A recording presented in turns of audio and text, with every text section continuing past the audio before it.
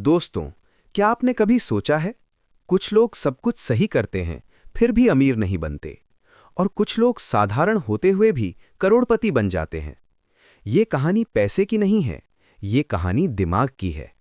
इस वीडियो में हम द साइकोलॉजी ऑफ मनी को पार्ट बाय पार्ट समझेंगे, जहां हर पार्ट आपकी सोच को धीरे धीरे बदल देगा। अगर आप साइकोलॉजी ऑफ मनी को सच में समझना चाहते हैं, तो किसी भी पार्ट को स्किप मत करना। हर एक पार्ट बहुत इंपॉर्टेंट है। दोस्तों, मैं आपको दावे से कह सकता हूं, अगर आपने ये पूरा वीडियो ध्यान लगाकर सुना, तो आप पैसों की पूरी गेम समझ जाएंगे। तो चलिए, बिना टाइम वेस्ट करते हुए शुरू करते हैं। Part 1। No one is crazy. कोई भी पैसे के मामले में पागल नहीं होता। दोस्तों, जरा ध्यान से सुनिए। हम सब ने कभी ना कभी ये कहा है, ये आदमी इतना गलत फाइनेंशियल डिसीजन कैसे ले सकता है? इतना पैसा होते हुए भी ये डरता क्यों है? इतनी सैलरी में भी ये इन्वेस्ट क्यों नहीं करता? और अक्सर हम अंदर ही अंदर सोचते हैं, ये तो पागल है। लेकिन मॉर्गन हाउसल यहीं पर हमें रोक देता है और कहता है, no one is crazy when it comes to money. पैसे के मामले में कोई भी पागल नहीं होता। हर इंसान जो डिसीजन लेता है, उसे वो डिसीजन उस पल सबसे सही लगता है। सवाल ये नहीं है कि डिसीजन सही है या गलत। सवाल ये है कि उस इंसान ने वो डिसीजन क्यों लिया। दोस्तों, पैसा लॉजिक से नहीं, एक्सपीरियंस से चलता है। हम सोचते हैं कि अगर सबको सही नॉलेज दे दी जाए तो सब सही डिसीजन लेंगे। लेकिन पैसा ऐसे काम नहीं करता। पैसा मैथ्स का सब्जेक्ट नहीं है, पैसा साइकोलॉजी का सब्जेक्ट है। हमारा दिमाग वही करता है जो उसने पहले देखा, झेला और महसूस किया है। उदाहरण समझिए। जिसने अपने पेरेंट्स को कर्ज में डूबते देखा है, वो रिस्क लेने से डरेगा। जिसने बचपन में पैसों की कमी देखी है, वो पैसा आते ही उसे पकड़ कर रखेगा।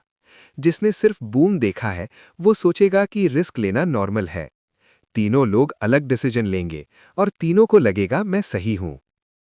दोस्तों, हम सब अपनी लाइफ स्टोरी से डिसीजन लेते हैं। मॉर्गन हाउसल कहता है, your personal experiences with money make up may be 0.000001% of what's happened in the world, but they form may be 80% of how you think the world works. आपने जो देखा है वही आपकी रियलिटी बन जाती है। एक सच्चा उदाहरण, मान लीजिए दो लोग हैं। एक ने 2008 का मार्केट क्रैश देखा, दूसरे ने नहीं देखा। पहला आदमी बोलेगा मार्केट डेंजरस है, दूसरा बोलेगा मार्केट अपॉर्चुनिटी है।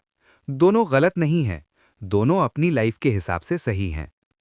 इसलिए जब आप किसी को जज करते हैं तो असल में आप उसकी लाइफ स्टोरी इग्नोर कर रहे होते हैं। सबसे बड़ी फाइनेंशियल मिस्टेक दूसरों को कॉपी करना। सोशल मीडिया, यूट्यूब, रील्स सब हमें एक ही चीज सिखाते हैं, ये स्ट्रैटेजी अपनाओ, ये स्टॉक खरीदो, ये बिजनेस करो।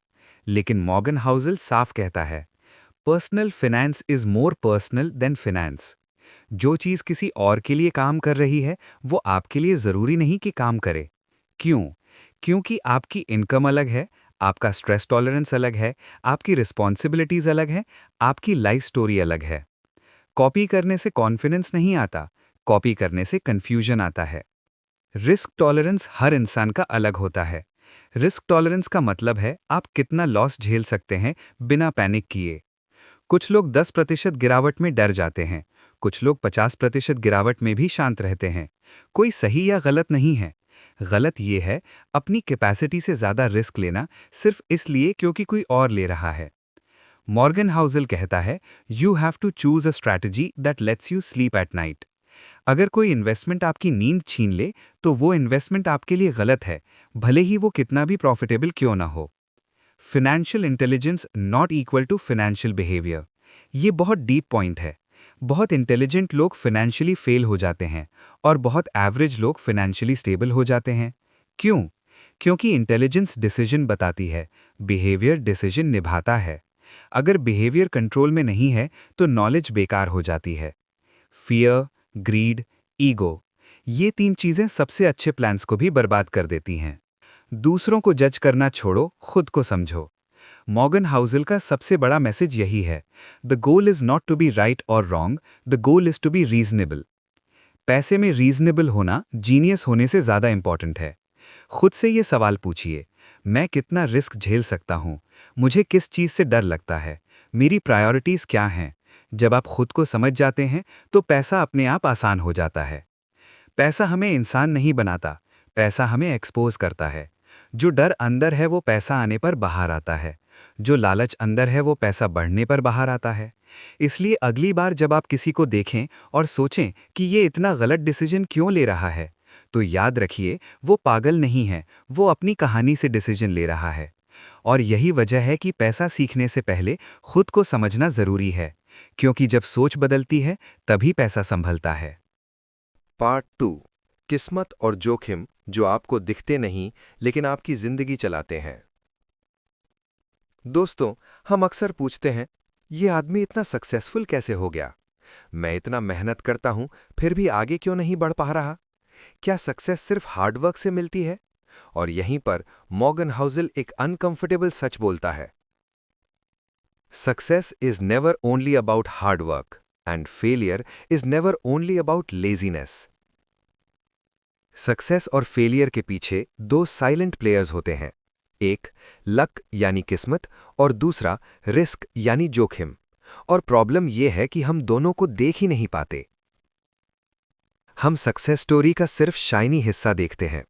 जब कोई सक्सेसफुल होता है तो हम देखते हैं उसकी मेहनत, उसका डिसिप्लिन, उसकी इंटेलिजेंस, लेकिन हम ये नहीं देखते वो किस टाइम पर पैदा हुआ, उसे कौन से मौके मिले, वो किन डिजास्टर्स से बच गया।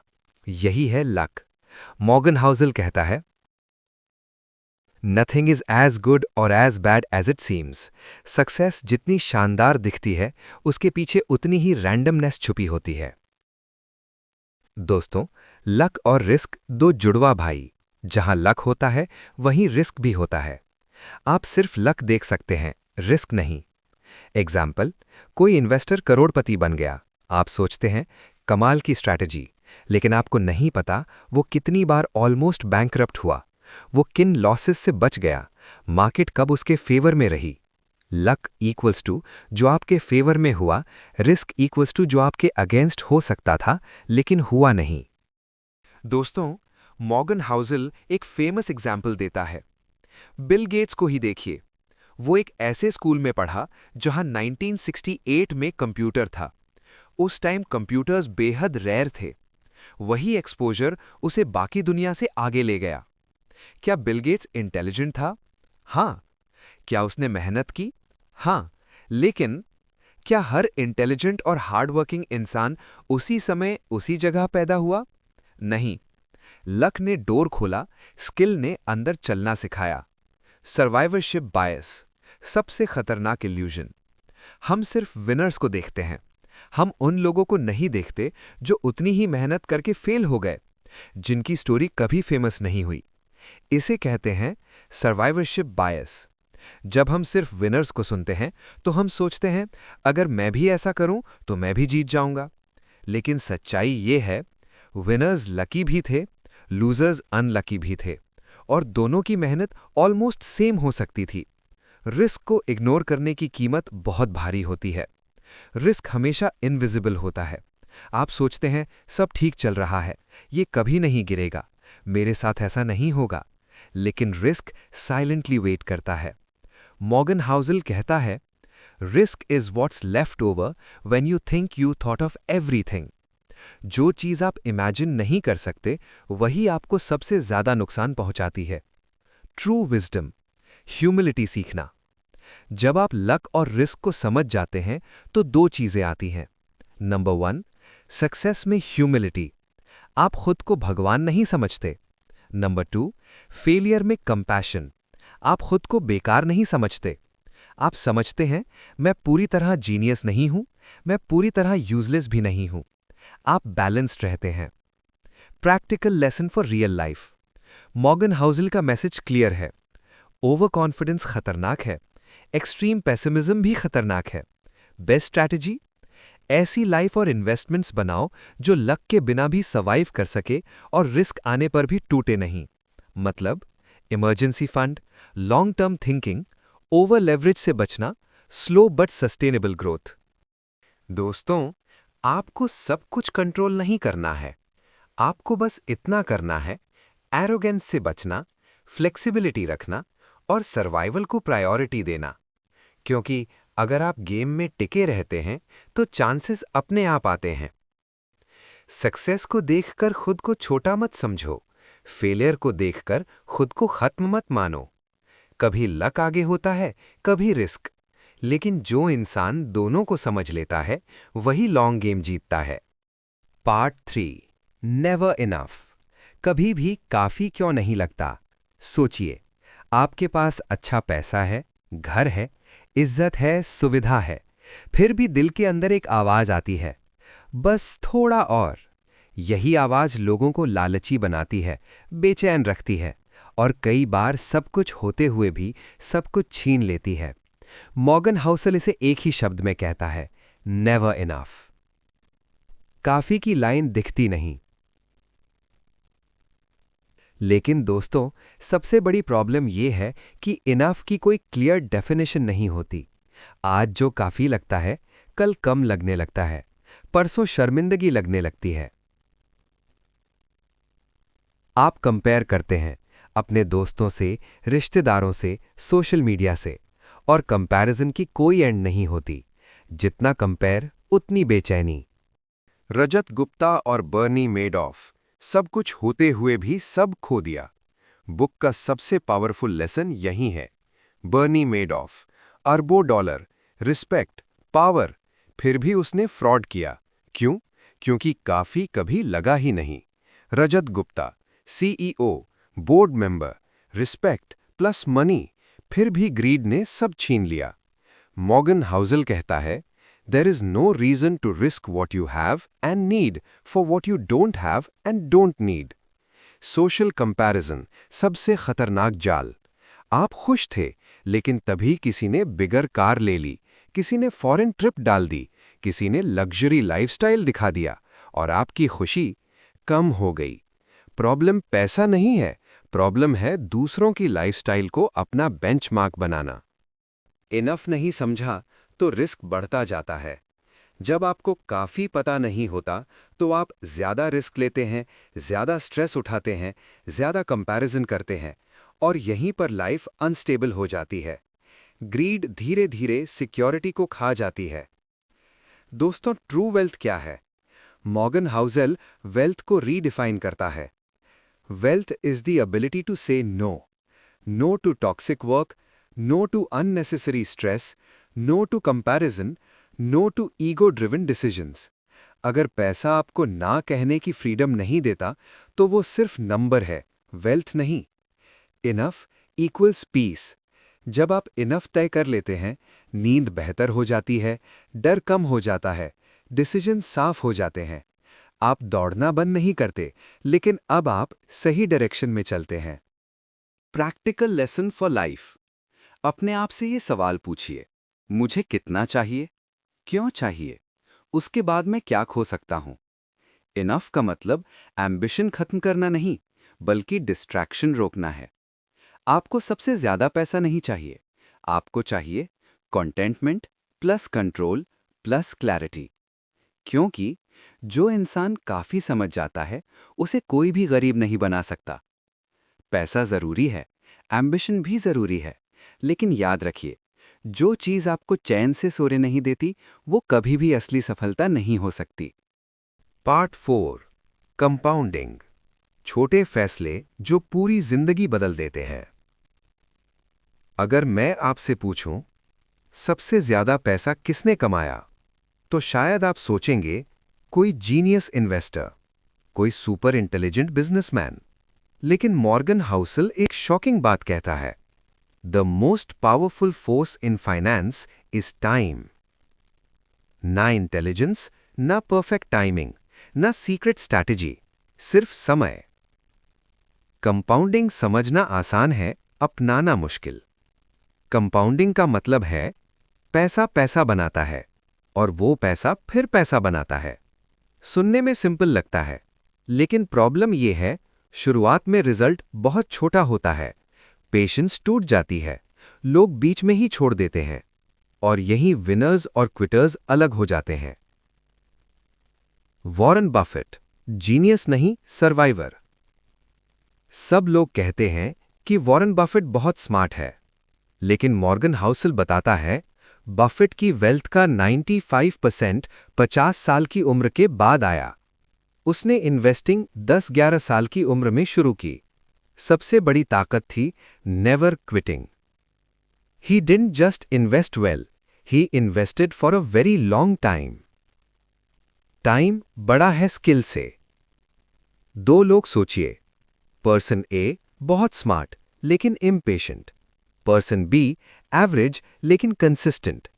लॉन्ग टर्म में पर्सन बी जीतता है। क्यों? क्योंकि कंपाउंडिंग को इंटेलिजेंस नहीं, टाइम और कंसिस्टेंसी चाहिए। कंपाउंडिंग तभी काम करता है जब आप सरवाइव करते हैं। सबसे बड़ा सीक्रेट ये है, you don't need to be brilliant, you just need to avoid blowing up. मतलब बिग लॉसेस से बचो, ऑल इन मत जाओ, ईगो को कंट्रोल में रखो। जो लोग गेम से बाहर हो जाते हैं उनके लिए कंपाउंडिंग कभी शुरू ही नहीं होता। Boring is powerful. लोग एक्साइटिंग चीज चाहते हैं, fast money, viral stocks, risky bets, लेकिन कंपाउंडिंग बोरिंग होता है, स्लो, क्वाइट, रेपिटेटिव। और यही इसकी ताकत है। Boring plus consistent equals extra ordinary. Compounding सिर्फ पैसे में नहीं, जिंदगी में भी है। ये सिर्फ फाइनेंस का कॉन्सेप्ट नहीं है। कंपाउंडिंग लागू होता है हैबिट्स में, हेल्थ में, रिलेशनशिप्स में, लर्निंग में। हर दिन का छोटा एफर्ट फ्यूचर में मैसिव डिफरेंस बन जाता है। Practical life lessons. जल्दी अमीर बनने की मत सोचो, लंबे समय तक टिके रहने की सोचो। परफेक्ट स्ट्रैटेजी नहीं, सस्टेनेबल स्ट्रैटेजी चुनो। Slow growth equals strong growth. आपको जीनियस बनने की जरूरत नहीं, आपको चाहिए पेशेंस, कंसिस्टेंसी, सर्वाइवल माइंडसेट। क्योंकि टाइम उन लोगों को रिवॉर्ड करता है जो उसे रिस्पेक्ट करते हैं। दोस्तों, छोटे फैसलों को हल्का मत समझिए। आज जो छोटा लगता है वही कल आपकी कहानी लिखेगा। Part 5, getting wealthy versus staying wealthy. कमाना आसान है, बचा पाना मुश्किल। बहुत से लोग कहते हैं बस एक बार पैसा आ जाए फिर सब आसान हो जाएगा। लेकिन हिस्ट्री कुछ और कहती है। दुनिया ऐसे लोगों से भरी पड़ी है जिन्होंने बहुत पैसा कमाया लेकिन उसे संभाल नहीं पाए। मॉर्गन हाउसल साफ कहता है, getting money is one thing, staying wealthy is another. Wealth कमाने के लिए ऑप्टिमिज्म चाहिए। पैसा कमाने के लिए आपको चाहिए रिस्क लेना, कॉन्फिडेंस, बोल्ड डिसीजंस। आपको बिलीव करना पड़ता है सब ठीक होगा, यानी ऑप्टिमिज्म। लेकिन यहीं से प्रॉब्लम शुरू होती है। वेल्थ बचाने के लिए माइंडसेट बदलना पड़ता है। अब आपको चाहिए कॉशन, ह्यूमिलिटी, डर, एक हेल्दी फियर। मॉर्गन हाउसल इसे कहता है Paranoia, not fear but respect for risk. जो लोग सोचते हैं अब तो मैं सेफ हूं, वही सबसे पहले गिरते हैं। Why people lose money after success. Success के बाद लोग ज्यादा कॉन्फिडेंट हो जाते हैं, ज्यादा रिस्क लेने लगते हैं, रूल्स तोड़ने लगते हैं। उन्हें लगता है मैं स्पेशल हूं, लेकिन मार्केट किसी को स्पेशल नहीं मानता। सर्वाइवल इज सक्सेस बुक का सबसे powerful idea. Survival is the only thing that matters. अगर आप सर्वाइव कर गए, नेक्स्ट अपॉर्चुनिटी मिलेगी, कंपाउंडिंग चलेगा, मिस्टेक सुधारी जा सकती हैं। लेकिन अगर आप गेम से बाहर हो गए तो सब खत्म। रूम फॉर एरर क्यों जरूरी है? सक्सेसफुल लोग हमेशा प्लान बी रखते हैं, बफर रखते हैं, इमरजेंसी के लिए तैयार रहते हैं। रूम फॉर एरर मतलब कैश रिजर्व्स, लो डेट, फ्लेक्सिबल लाइफस्टाइल। क्योंकि लाइफ कभी स्ट्रेट लाइन में नहीं चलती। Rich versus wealthy mindset. Rich लोग दिखाना चाहते हैं, वेल्दी लोग छुपाकर चलते हैं। Richness is today, wealth is freedom for future. Wealth का गोल ये नहीं है ज्यादा रिस्क लेकर और पैसा बनाना। वेल्थ का गोल है जो है उसे खोले से बचाना, क्योंकि जो टिक गया वही जीत गया। आपको सबसे तेज नहीं दौड़ना है, आपको सबसे लंबे समय तक चलना है। याद रखिए, पैसा कमाने से ज्यादा मुश्किल है उसे शांति के साथ संभालना। Part 6, tells you win. अगर मैं कहूं कि आपकी जिंदगी के 90% रिजल्ट्स आपके सिर्फ 5 से 10 फैसलों से आते हैं, तो दोस्तों क्या आप मानेंगे? मॉर्गन हाउसल कहता है कि a small number of events account for the majority of outcomes, यानी बहुत सारी मेहनत एवरेज रिजल्ट देती है, लेकिन कुछ रेयर मोमेंट्स पूरी कहानी बदल देते हैं। टेल्स क्या होता है? स्टैटिस्टिक्स में नॉर्मल रिजल्ट्स बीच में होते हैं, एक्सट्रीम रिजल्ट्स एजेस पर होते हैं। एजेस को कहते हैं टेल्स। वेल्थ, फेम, सक्सेस सब टेल्स इवेंट्स से आते हैं। Amazon, Google, Apple, tail events. सोचिए, Amazon के हजारों प्रोजेक्ट्स फेल हुए, लेकिन AWS ने सब बदल दिया। गूगल के कई प्रोडक्ट्स बंद हुए, लेकिन सर्च प्लस एड्स ने हिस्ट्री बना दी। कुछ डिसीजंस इतने बड़े होते हैं कि वो सारी फेलियर्स कवर कर लेते हैं। यही रीजन है कि एवरेज लोग कंफ्यूज रहते हैं। आप सोचते हैं कि मैं सब सही कर रहा हूं, फिर भी बड़ा रिजल्ट क्यों नहीं? क्योंकि big results are lumpy, not linear. आपको लंबे समय तक कुछ नहीं दिखेगा, फिर अचानक सब बदल जाएगा। Patience is not optional. Tails events command पर नहीं आते, टाइम टेबल नहीं बताते। आपको बस टिके रहना है, कोशिश करते रहना है। जो बीच में छोड़ देता है, वो टेल इवेंट मिस कर देता है। Why diversification matters? क्योंकि आपको नहीं पता कौन सा डिसीजन टेल बनेगा, कौन सा एफर्ट एक्सप्लोड करेगा। इसलिए multiple attempts, multiple skills, multiple investments. एक जगह ऑल इन करना टेल्स थिंकिंग के खिलाफ है। सोचिए, एक वीडियो वायरल हो गया, एक हैबिट आपकी हेल्थ बदल गई, एक किताब आपकी सोच बदल गई। ये सब टेल इवेंट्स हैं, और ये तब आते हैं जब आप लगातार गेम में रहते हैं। आपको हर दिन जीतना नहीं है, आपको बस कभी-कभी बहुत बड़ा जीतना है, और उसके लिए सर्वाइव करना जरूरी है, एक्सपेरिमेंट करना जरूरी है, पेशेंस रखना जरूरी है। आज जो इनसिग्निफिकेंट लगता है, कल वही आपकी पहचान बन सकता है। इसलिए कोशिश मत छोड़िए, गेम में बने रहिए। Part 7 freedom. असली मतलब क्या है पैसे का? दोस्तों, अगर मैं आपसे पूछूं, आप पैसा क्यों कमाना चाहते हैं, तो ज्यादातर जवाब होंगे आराम के लिए, सुरक्षा के लिए, सम्मान के लिए।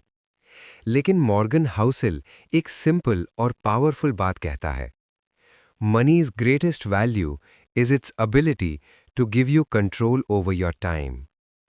पैसे का असली काम लग्जरी नहीं है, पैसे का असली काम है फ्रीडम। फ्रीडम क्या है?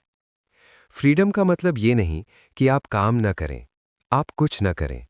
फ्रीडम का मतलब है आप कब काम करें, किसके साथ करें, किस वजह से करें। जब आपके पास चॉइस होती है, तभी आप सच में रिच होते हैं। Golden handcuffs.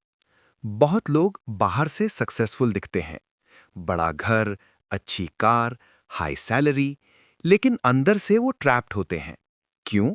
क्योंकि लाइफस्टाइल इतना एक्सपेंसिव हो जाता है कि छोड़ नहीं सकते। मॉर्गन हाउसल इसे कहता है गोल्डन हैंडकफ्स। सोने की हथकड़ी, दिखने में सुंदर, लेकिन आजादी छीन लेती है। Low expenses equals to high freedom. Freedom का सबसे simple formula, less you need, more you control. जितनी कम चीजों की जरूरत, उतना कम डर, उतना ज्यादा पीस, करेज और choice. Time is greater than stuff. आप और ज्यादा सामान खरीद सकते हैं, लेकिन ज्यादा समय नहीं खरीद सकते। टाइम ही असली करेंसी है। जो पैसा आपका समय खरीद ले, वही पैसा सही जगह लगा है। Wealth is invisible. असल वेल्थ दिखती नहीं, बैंक बैलेंस में होती है, स्ट्रेस फ्री स्लीप में होती है, ना कह पाने की ताकत में होती है। दोस्तों, रिच दिखना आसान है, फ्री होना मुश्किल। पैसे को गोल मत बनाइए, पैसे को टूल बनाइए। गोल होना चाहिए freedom of time, freedom of choice, freedom of mind. अगर आपने इस पूरी जर्नी को सुना है, तो एक बात याद रखिए, पैसा आपको खुश नहीं बनाता, पैसा आपको खुद बनने की आज़ादी देता है। धीरे चलिए, सेफ चलिए, गेम में बने रहिए, क्योंकि जो इंसान समय को कंट्रोल कर ले, वही असली अमीर है।